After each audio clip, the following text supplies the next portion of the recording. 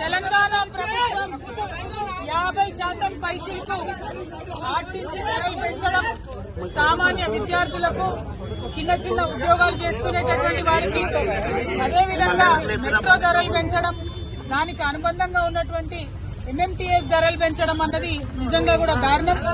ఎందుకంటే ఆదాయ మార్గాలను పెంచుతామని చెప్పి, ఉద్యోగాలు ఇస్తామని చెప్పి, అనేక కళ్ళబొల్లి మాటలు చెప్పి అధికారంలోకి వచ్చి 18 నెలలైనా కూడా ఆ కార్యక్రమాలు ఏం చేయకుండా కేవలం ఇప్పుడు మళ్లీ సామాన్య ప్రజల మీద భారం వేస్తూ ధరలు పెంచడాన్ని మేము చాలా తీవ్రంగా ఖండిస్తా ఉన్నాం. ఇవాళ అందుకోసమే బస్ భవన్ దగ్గర ధర్నా చేయడం జరిగింది.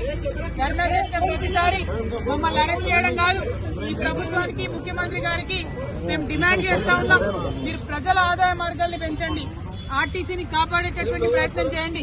ఇంతకుముందు కేసీఆర్ గారు ఆర్టీసీకి ఎట్లయితే ప్రభుత్వం నుంచి నిధులిచ్చి కాపాడిందో అట్లా చేయండి తప్పితే మీరు సామాన్య ప్రజల మీద భారం వేసి ఆర్టీసీకి ఆదాయాన్ని పెంచేటటువంటి కార్యక్రమాలు చేయడం శుద్ధ దండగా. దీనివల్ల ఆర్టీసీకి లాభం లేదు, ప్రజల మీద భారం పడుతుంది, ఇబ్బంది పడతారు. గ్రామీణ ప్రాంతాల్లో ఉన్న ప్రజలకు మరీ ఎక్కువ ఇబ్బంది అవుతుంది. ఇప్పటికే మహిళలకు ఇబ్బంది అవుతుంది, బస్సులు ఎక్కే పరిస్థితి లేదు, మగవాళ్లు టికెట్ కొనుక్కున్నా కూడా నిలబడే పరిస్థితి లేదు, కూర్చునే పరిస్థితి లేదు, నిలబడే ప్రయాణం చేయాల్సినటువంటి పరిస్థితి ఉంది. అటువంటి సందర్భాల్లో మీరు రేట్లు పెంచి ఎవరికి లాభం? కొన్ని రేట్లు పెంచితే కనీసం బస్సులు పెంచుతున్నారా? ఒక సీట్ అన్నా ఉన్నదా కూర్చోవడానికని టికెట్లు కొనే ప్రయాణికులు ప్రభుత్వాన్ని ప్రశ్నిస్తున్నారు. అవేమి చేయకుండా కేవలం మీరు రేట్స్ పెంచడం చాలా దారుణం. ఈ వైఖరిని మేము ఖండిస్తున్నాం. మీ రేట్లు తగ్గేంత వరకు కూడా మేము ఉద్యమిస్తామని సందర్భంగా తెలియజేస్తా ఉన్నాం.